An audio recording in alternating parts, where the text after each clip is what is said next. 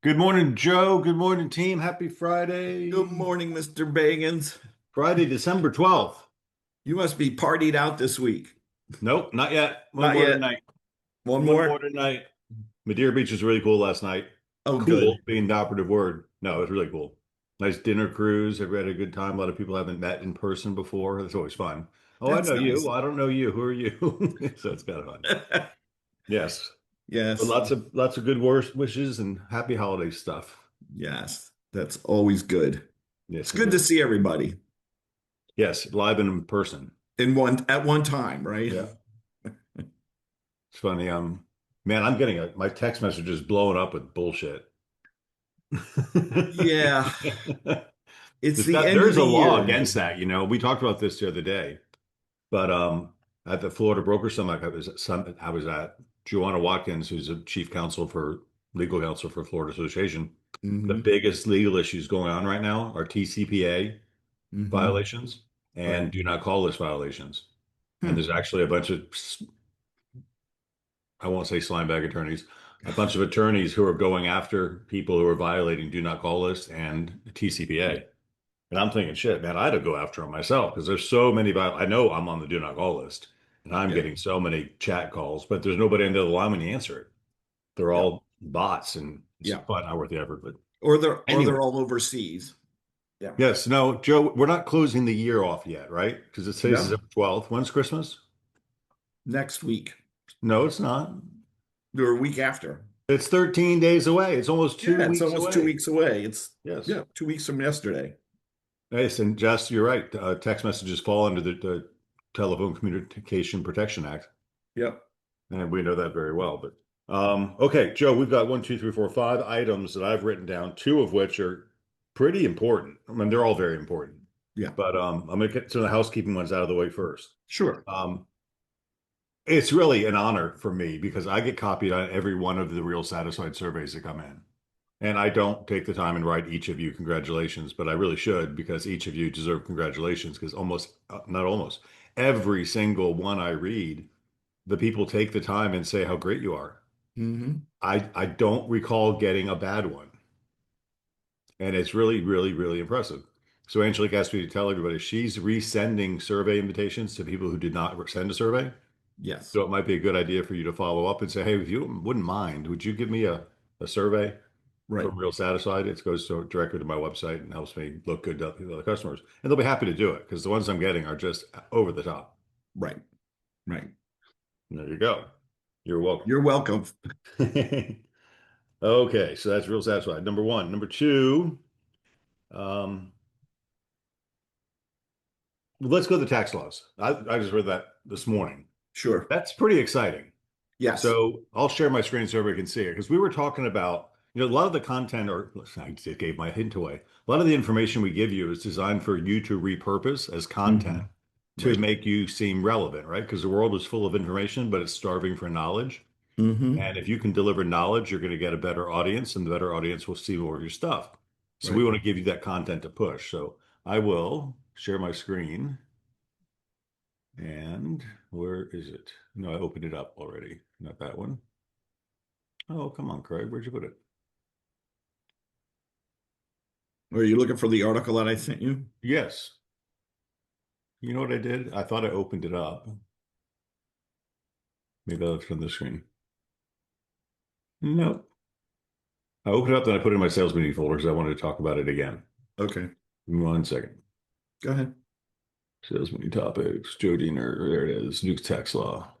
Now, when I share my screen, I can actually see what screen I'm going to share, which is good. First time using Zoom. You got to give me a break. That's all right. Okay. Relative information, key tax changes benefiting homeowners, and this is in the big, beautiful bill. Right. These are laws that have passed. So Joe, take off number one. And Yeah. it's So people for don't the salt deduction, which is state and local taxes, that's what that means.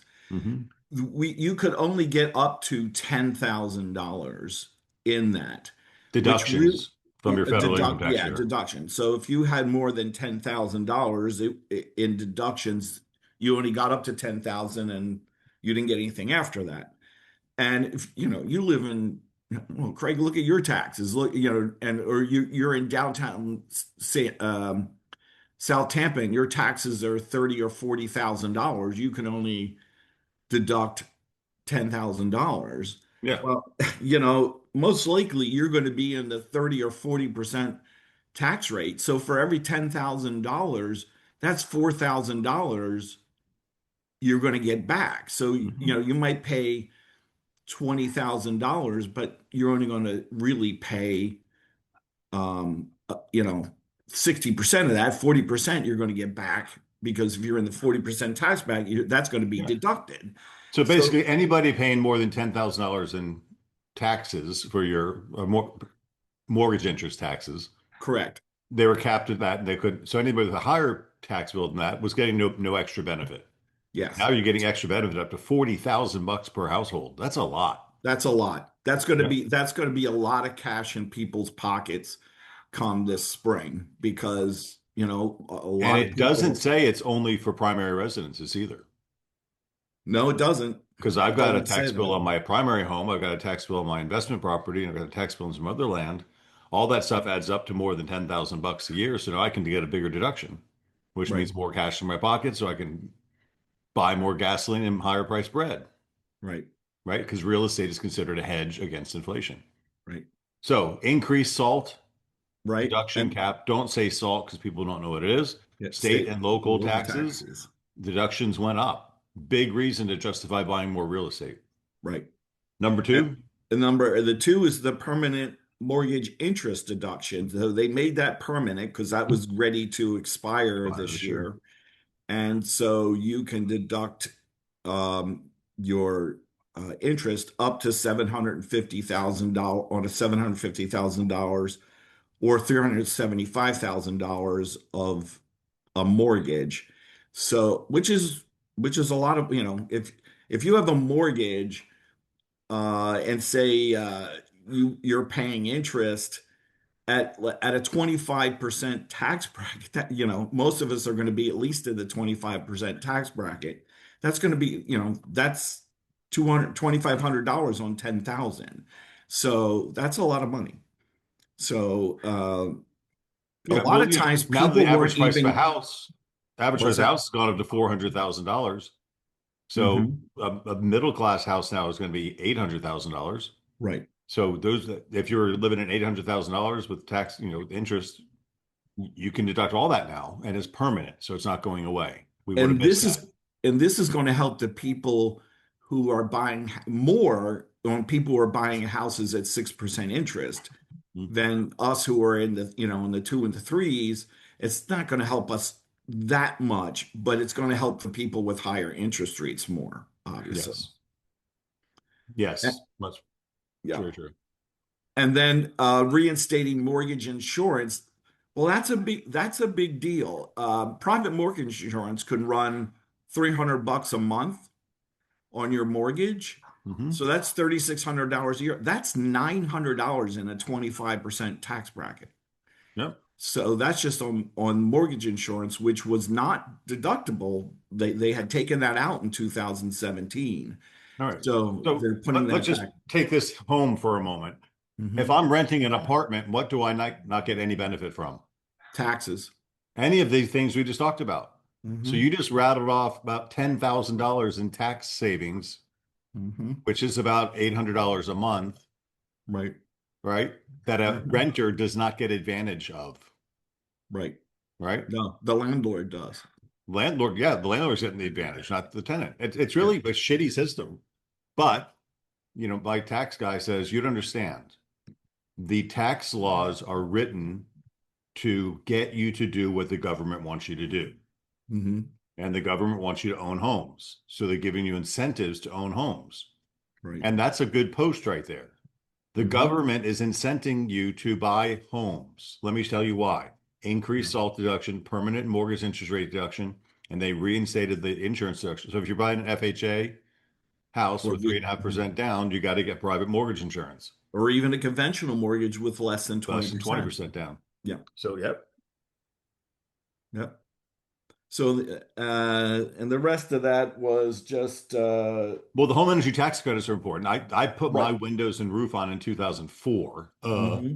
But in 2025, you're getting a deductibility for energy efficiency upgrades such as insulation, windows, and HVAC systems. Right. I did all those, but I did them in prior years. It's not going to help me. But if you No. know a consumer who bought a house like a hurricane victim that had Hmm. to put in new windows and doors, get that information and get it to your tax preparer because you're going to get a rebate at the end of the year from the cat for doing that in 2025. What a nice post that would be to somebody who didn't know, right? Yes, Levada. You want this article? I can send it to you. Okay, yeah, just send it to you, Joe. Yeah. Okay, so that's Article One. I thought that was pretty relevant because this is just good content for you to get people thinking about the benefits of homeownership and why they should call you because you have superior knowledge rather than just information. Right. Okay. Next thing is just you and I rambling for a bit, so there's something to share. And this is a problem, and it's going to be. My crystal ball is not 100%, but it's pretty clear. BBAs are not going away from the Mm-mm. summit I went to earlier last week or this week.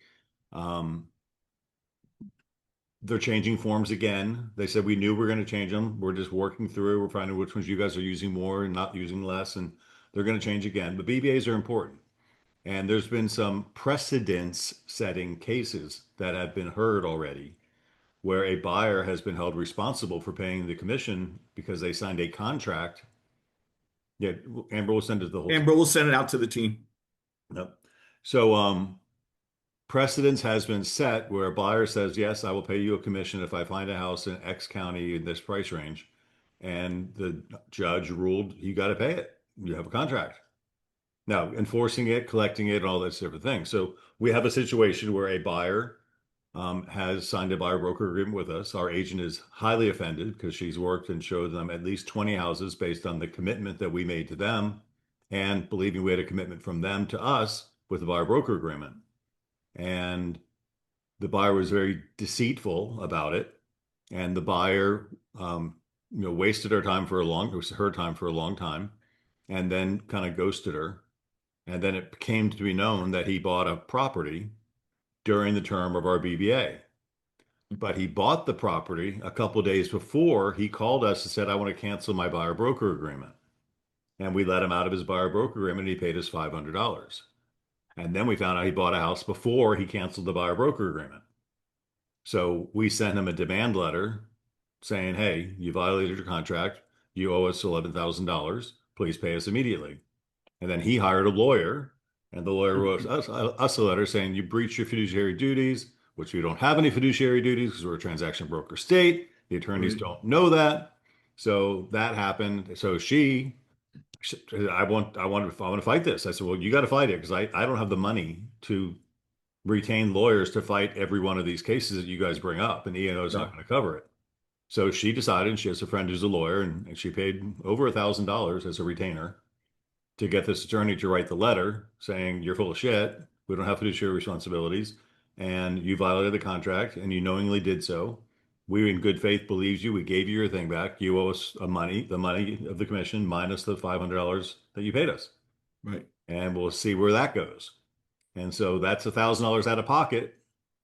And what's going to do? So, Joe, agents online, you guys tell me, how do you want us to handle this? Do we hire an attorney on staff just to sit there and write complaint letters? Do we want to have the reputation in the marketplace of suing customers? I mean, every action has a reaction, but we're talking about contracts. And the only thing that I'm fearful of, Legal Shield, Jennifer's a great idea. I mean, everybody Yeah. really should buy. It was like $99 a month or something. And then you have a lawyer on call to defend you. And, they're probably not the greatest lawyer in the world, but they can certainly do this type of stuff. $59 a month, even better. That should be a number one priority. I'm gonna Yeah, start really. selling that pretty hard, and I'll look more into it. Maybe get a group discount. Yeah, maybe. Um, because as a company, we can't afford to do that. Yeah, Jennifer, hook me up, please, if you've got a lead or a source. Because we can't just sue everybody. It's going to No. cost way too much money. And here's how it works. That's really kind of shitty. I'm leaning around because I'm cold. I can't get the chill out of here. I have long sleeves on today. It was 49 degrees when I walked this morning. Yeah. Um, so let's say this lawyer wins and this guy says, I'm not going to pay you. Then we take him to court and the judge prevails and says, you win. Does Mhm. that mean you win the money? Mhm. You win the thing of hoping they pay you, right? Yeah, you get a judgment. Yeah, it's a judgment. You Yeah. get awarded a judgment against the plaintiff or the defendant, and then you have to collect on your judgment. And so that judge now this is $11,000. Not a lot of people have $11,000. Mm. And the Yeah, I judgment get it, officer. goes against them on their credit too. Oh, 100%. Yeah, they can't Yeah. buy a car, they can't get insurance at decent Mm-mm. rates. All that stuff's going to screw them up. Hmm. But, a lot of cases I've been involved with, I've won, but it's just I can't collect. I got Yeah. to spend more money collecting, but I'll still go through with the effort, put the judgment on them, but don't Hmm. expect to get the money back. Right. And of course, you got to get your legal fees back too. So the judgments for $11,000 and the legal fees are $4,000. Now you're at $15,000. You can't force the sale of their home because that's Hmm. a protected class under homestead exemption. Right. So you got to wait for them to get 15,000 bucks and garnish their wages, which costs more money. So it's just it. And I understand the chat in the comments saying, well, what good is a contract if it's not enforceable? And there's a general belief system that most people are inherently good. You cannot put a lien on residential Mhm. property unless you have express written consent to do so, which is Right. interesting because Coldwell Banker Residential, the real estate company, not the franchisees, their contract, they have a clause for their agents to use that gives them the right to place a lien on the property for commission owed. But most of their agents don't do it because we've said no to it so many times. Now, in commercial real estate, commercial lien law is active in every contract. So you do have a right to put a lien on commercial property to prevent the sale so you'll get paid if it sells. But in the absence of having that in a residential contract, it is not valid. Mm-mm. Wow. Okay. Yeah. So that was BBA, and I didn't hear any big chats other than it sucks, right? But the best defense we have is explaining it properly up front. I was going to say that, Craig. I mean, you make a really good point. I mean, if we don't explain it, we can't expect them to understand it. It's not going to look good to me as a judge in the courtroom when the buyer, who has less knowledge than you because you have superior knowledge of real estate, says, they just told me to sign here. They didn't explain what it meant. Hmm. And that's going to have a lot of weight on the judge and to determining the outcome of the case. Right. Now, this guy pretty much demonstrated that he knew it because he called and asked for a cancellation after he bought another house. Right. So I think he's caught. He But knows. that's issue number three. Right. And once again, the takeaway from that for you is not you, Joe, but you, the audience, is please explain what a buyer broker agreement is. And if they don't understand it, then re-explain it. Hmm. Because I hate to see you do the work thinking you're in a committed relationship and you're not. Yeah. And that's really one way to say it. Yeah. Okay, this one's just more fun before we get to the heavy one. Okay. You were talking about yesterday the maintenance provision in a contract, Yes. right?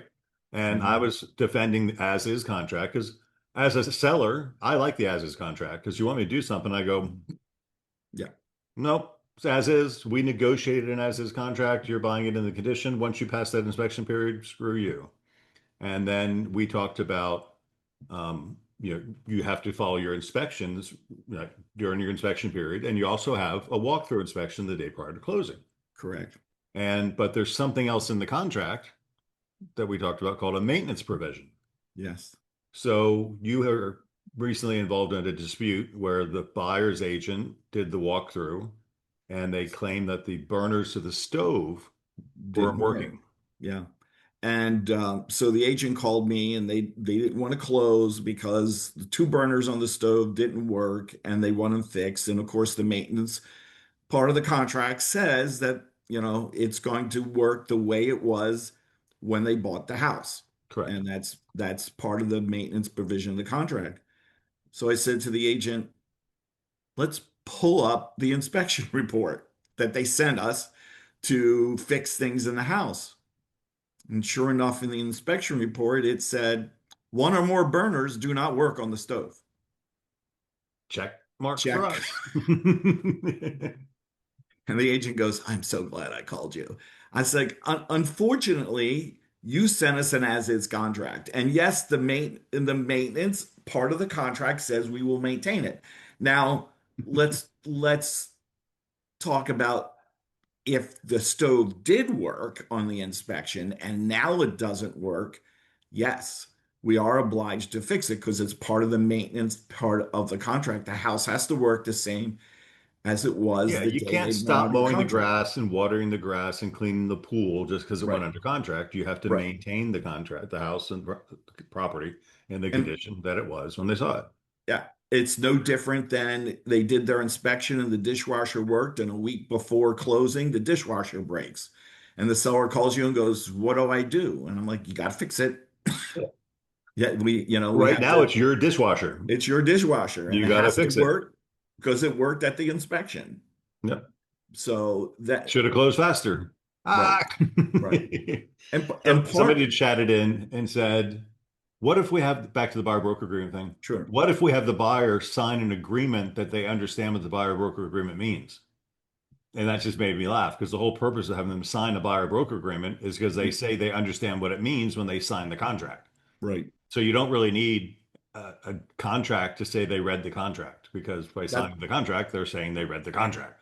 that's why every bottom of every page has an initial on it. That means they read it. Doesn't mean they understood it, but they read it. Yeah, well, if they're over 18, that's why you can't be under 18 and sign a contract because you're deemed to be more intelligent if you're over 18. Right. That might Right. be need to be amended as well. Right. Um, okay, the last one is we were talking about this, and this issue happens all the time. And I really like the story you told me. And Okay. you're coaching an agent said, look, and this, I don't want to sound sexist here, but Yeah. it's kind of funny the way he said it to me. Yeah. Your job at closing is to show up and look pretty. Yep. I want to sit there and look pretty. That's all I That's want to it. do. That's That's your it. job at closing, which means all the crap has to be done before closing. Closing should be a happy day, Hmm. right? Everybody, all the kinks are worked out, all the stuff is done, they've been disclosed, they know what their mortgage payments are going to be, the sellers know what the proceeds are going to be. They get together, they exchange happy hugs and kisses and take care of my home, and I will take care of your new house, and everybody loves each other. That's what a closing is supposed to be. Hmm. But unfortunately, sometimes it's not, and issues Right. come up the day of closing that just sour the entire experience. Hmm. And Joe said, and we haven't talked about this form in a long time, so I'm going to share my screen in a second, bring you this form, and we're going to recommend, it's not required, No. but it's definitely a CYA, warm and fuzzy, allow you to sit there and look pretty at closing, knowing all the stress is handled. So that being said, we're going to get this done pretty close to on time today. Yeah. And We're right on time. We're doing good. I guess this screen probably. There's three of them. And we'll go here. So if you go to Perfect. Google .loop and Yep. you search under all documents and you type in inspection, that's all you need to search, inspection. Hmm. And there's a form called an inspection contingency release, Hmm. right? And the idea would be here, you do your walkthrough inspection and everybody is in a good mood. They're all excited about the house you're going to get. And you say one final thing just to make sure all the paperwork's complete. You know, a little picture of the kid sitting on the toilet that says underneath it, No, your no. job is This You're finished. talking about the walkthrough inspection, Craig. This inspection contingency release is actually when they do the repairs, and this says the contract is moving forward as long as you fix these following things. Oh, okay, even better. Okay. We're So supposed when to we be go to, reading. when you get, instead of doing, here's the thing. If you do an addendum to the contract with repairs, technically that addendum has to go to the lender and it has to go to the title company because then it's addendum to the contract. Hmm. Where the ICR is not really an addendum. It's basically I am now releasing the contingency in the contract that says we have to do our inspection. And these are the following things that need to be fixed for us to move forward. And you have to continue maintaining the property the way it says in the contract. And you list them one, two, three, whatever the repairs are. I always refer to the pages in the inspection Inspection report report. where you can find them, all right, to make it really stupid, keep it simple, stupid. Like, but Well, you This said is something else to why, me the other day. Like somebody wrote into the contract, seller to repair all 4-point issues. right. And what does that mean? Yeah, I I have mean, I no know what a freaking four idea. point issue is, but my comment back to them is tell me specifically and have the buyer request specifically each thing that needs to be fixed. That way, when you go to do the walkthrough, Craig, there's no question, oh, the stove doesn't work. Well, you didn't ask for it in your repairs, number one. And number two, it didn't work when you did your inspection. And All I'm going to right. go back to this point because you're not entitled to any repairs in an as-is contract. Correct. You're entitled to request them if you want, and I'm entitled to say no Right. because I agreed at this price with no repairs. If you Correct. want repairs, I'm happy to make the repairs, but I'm going to add it to the price because that's not what we agreed to. And I My just love comment, that logical. People don't like it when I say that because they don't want to put in that position, but get over it. You chose well, to use an as-is contract. You wrote the offer, buyer. you wrote an as-is contract, reduced the price $10,000. Therefore, I've already negotiated repairs with you. That's it. Okay, because you reduced the price. You could have used the other contract with repairs, but you You're chose baiting not and to. switching me. You're telling me you're going to take it as is, and then you're asking me to do things. You're trying to trick me. Right. That's why I look at it. Hmm. But of course, I was raised when we didn't use as-is contracts unless you were buying for foreclosure, because the Right. bank would say, "Bullshit! I'm not telling you anything about this property. You'd buy it at your own risk, dude." Right. And you never So went back to the bank and said, "Fix this." The bank says, "Nope, buying it as is, dude. It's an auction." So really, this form, I use it just because, and then be very specific, and in what you're asking, and refer to the page number that that you're doing. And sometimes I even highlight it and send, I always send a copy of the inspection report, and sometimes I'll highlight it, the repairs, because a lot of times, what's going to happen? The owner is going to hire a handyman, hand them this report, and say, fix these things. Yep. Okay. So that's basically how I view it. This is my itemized list, and be as specific as you want to be to get, to move forward. Then there is also another Well, final let me just, before you walkthrough go on inspection. to that, keep that thought Okay. because in the absence of this, it's not Hmm. necessary, it's not required. No. If let's say we're using a regular contract and there's a Hmm. $1,000 repair limit for warranted items, Right. we identify the warranted items Hmm. and the seller fixes them. Hmm. Well, how do we know the buyer is accepting or approves the repair that was done? So Correct. when you read this, it says, we have performed the inspection in accordance with the terms of the above referenced contract. Inspections, plural, it really should be, Right. because you have two inspections, right? This is Hmm. the inspection period and the walkthrough. Yep. With the above referenced contract, and hereby remove the contingency and of satisfactory inspection. Right. We accept the property in its current condition with any exceptions noted below to be repaired before closing. Oh, Correct. Joe, well, you didn't fix the soffit above the front door. Hmm. Seller to repair soffit above front door, right? Right. Then it says the seller shall continue to maintain the property in its current condition and warrant that all appliances, utility systems, and equipment, including heating, cooling, and plumbing systems, are in normal working condition at the time of closing or occupancy, whichever shall occur first. In accordance with the inspection paragraph per the sales contract, a copy of the inspection report is attached. Right. Interesting. Hmm. All other terms and conditions of the contract remain in full force.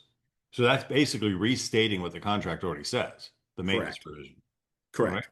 Right. Pretty clear way to say, hey, we fixed it. You approved of our fix. We're going to just sit there and look pretty at closing. But it also is protecting my seller, that the buyer doesn't, that the let's say, for instance, the buyer agent forgot to put something in the repair addendum, and they get to walk through and they're like, oh yeah, that I the buyer, I wanted to ask that. The buyer has signed this. This is the things the buyer wants signed, and the seller agrees to it. So there is no argument at closing. Oh, I'm sorry, we didn't fix that because you didn't ask for it. Okay. Right. All right. I'm really sorry. But again, And I really, guys, be super careful on the wording you use. I'm thinking what we talked about this a couple weeks ago. yeah. We accepted an offer, and in the included items, it said all appliances. Hmm. And Yeah. as the listing agent receiving that offer, should have said, I'm sorry, I'd like clarification. Which appliances are you asking for? Right. Because we assumed, what happens when you assume? Yeah, you're Billy in Bassett, trouble. you and me. So Yes. we assumed the washer and dryer were not appliances for some reason, or the seller did. And when the buyer came to the walkthrough, there were no washer and dryer. And they Hmm. said, excuse me, it says all appliances. And we said, well, look above washer and dryer not listed. Right. And you said all. And then we had to define what all was. Is a Hmm. toaster an appliance? Sure is. If you go to Walmart, I think there's an aisle called appliances. Hmm. So does that mean the blender, the Cuisinart, the Yeah. toaster, the all that, those are appliances. You want all those too? I'm not Hmm. clear. And if I can't be clear, then it's a bad idea. Yeah. So let's use tools like this to make sure clarity stays in focus Yeah. and we don't have problems at the end. Yep. So you can And just sit there and look pretty. yes, Stephanie, you could use this instead of the blank addendum because the really, if you use an addendum and it becomes addendum one or addendum two, that's got to go to the lender. Yeah, And because it's I part of the really don't contract. want the lender to know the repairs that are being made in the house because it might cause them to rethink things. Yeah, So but the way this is written, Joe, it says we have performed. Somewhere you have to make the request for the, so where are you saying to make the request for the repairs? right here, they put it in that box. Oh, gotcha. Okay, I was reading this wrong. So if I read Yep. it wrong, other people did too. So Yeah. this is saying, hey, we're not making an addendum to the contract. It says we've inspected the property where we're supposed to, Hmm. and we're Right. happy with it, except for these things. Correct. And you put the things in that box. And then you present it to the seller, and the Right. seller, if it's me, is going to say, "Screw you. It was Hmm. as is," or "No, Right. I'm happy to make those repairs, but I'm raising the price by the cost of the repairs." Hmm. Because I negotiated in good faith at the purchase price with no repairs. But And whatever the repairs are, they should be written in here. Okay, I'm sorry, I no, misunderstood that. I was no. thinking, And technically, in an as-is contract, really the only repairs we're going to be asking are for 4-point issues, right? I yes, mean, you're which we should have identified at time of listing anyway. correct. So, but if we have the buyer, the seller didn't do didn't do a pre-inspection and find Right. out problems that were wrong. So now, the electric box has 4 double taps, and we've got to address that to get a clear 4-point. Or you don't have to address it, Yep. and the sale's going to fail, and then you're Right. going to have to resell it again, And and disclose now it. you know about it, and you got to disclose it. Hmm. So it's just so much easier to do it right the first time, Right. and that's kind of been my mantra Yeah. through all these things. So, Yeah. And then uh, when you go to walkthrough, there is a walkthrough inspection that's also in dot loop, which basically for your buyers to sign to say, yes, everything is fine and we're moving forward. And there's also a box if anything. It looks very similar to this one right here. mhm. And for the buyer to sell, it's not for the seller to sign, it's for the buyer to This is sign. not a far bar form. This is a form that you guys created and put in there, which I really were, but I like it. Well, it's just it serves the purpose. And if really a blank addendum, well, you can make it a blanket. You can use the blank addendum Yeah, if but you then the feel lender more doesn't want to comfortable. see it. The loan officer doesn't want to see it. Then it raises flags. Maybe this house is in bad condition. Yeah, Especially if it's mine. If it's something major, certainly disclose it on a contract. But right, for the little minor shit that we got to deal with, this is a perfect form for that. right, And it right. says, hey, we did our inspections. This is what we want. It's all clearly written out. And as long as you fix it, maintain it, we'll be fine. And we'll go to closing and just sit there and look pretty. And think what this is doing. It's now released. It's now telling everybody in under the contract that contingency is now done. We're Mhm. past it. Okay, so obviously, if you have a termite report, and it's bad, you can't. It doesn't go separately. It goes in on this. So this is releasing the inspection contingency. Yeah. So Is it valid? Yes. Is it yeah. enforceable? Probably not. Because Mhm. if somebody says, no, I don't agree to that anymore, then it's just like them saying, I didn't sign that buyer broker agreement. Yeah, Right. you did. You said this is what you wanted. I did what you Mhm. wanted. Be honest, a good person, and close. Well, It, I'm it not an honest, good person. Well, there's nothing I can do about that. this is just really helping both the buyer agent and the seller agent. Everybody's on the same page Yeah, because the it's buyer clear. and seller have both agreed to this is what we want fixed. All Yep. right. So if there's no, oh, well, we thought you were going to fix that. Right. you know? Or Mhm. why wouldn't you have done that while you were doing this? Because you didn't ask for it. So, Okay, so in summary, and we'll yes, close, we sure. talked about reset, real satisfied surveys being Hmm. resent. So it's a great opportunity to reach out to customers right now, say happy holidays. By the way, you were sent a survey. Would you mind filling it out for me? We talked about the new tax laws that you can use for content, so to Hmm. make you look more knowledgeable and justify even more reasons to own a home rather than rent a home. Right. We talked about the challenges with enforcing a BBA and the necessity to explain it properly so they really know what they're signing to avoid all that legal crap afterwards. Hmm. We talked about examples of things not working, people saying it's not working, but it was noted in the inspection report. Right. And it's nice to have that inspection report to go back to defend yourself. Say, whoa, whoa, whoa. Look at your inspection. You were disclosed right I there. always want that inspection report because remember, you don't always ask for everything in an inspection report. So it's nice to have that. And then our last topic for today was the ICR, the Hmm. inspection contingent and release, which you use in lieu of an addendum to make Hmm. sure the parties are clear if, and in fact, things are to be repaired by the seller. They agree with what they are right here, and then the seller has to fix them. Right. So good job, Joe. All right. Nice. Nice. All right, so we had a nice Everybody. party in Tampa on Wednesday, had a nice party in the Mhm. beaches last night. We have the South Shore gathering to this evening, and I think that's the end of the office parties. And There then you we'll go. have other parties to go to next week, probably. Yeah. New Year's. Get ready for New Year's. Get ready All for New right, Year's. everybody. Happy All right. Friday. Have a great Friday. Thanks, guys. You're welcome, everybody. Bye. Lots of chats in there.